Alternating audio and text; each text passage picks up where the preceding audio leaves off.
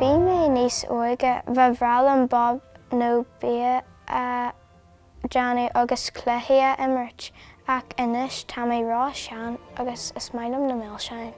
An rud is fearr faoi Oíche Shamhna nuair tá daoine gléasa suas as zombithe nó vampire agus is bra liom an tsraith alíne.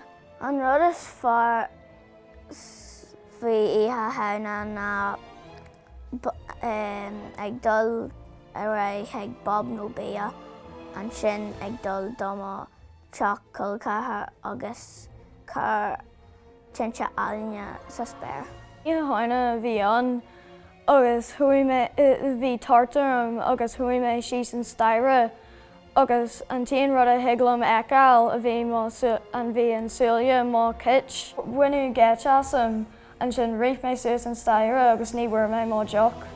An rud is scanúil faoi Oíche Shamhna ná na cultacha agus na scanan scanúil. Tá an scanúil a tháinig mé riamh ná jazz.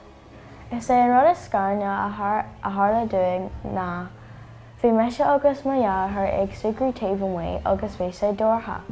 Tháinig muid trasna ar lethóg all-mhór agus scrab mé agus rith mé ar hiúil. Thuaigh mé go dtí Fitzpatrick's agus bhí cuid mhór milseáin in that scanrail inse. Léim daoine amach go doors agus scanrail siad mé. Ah!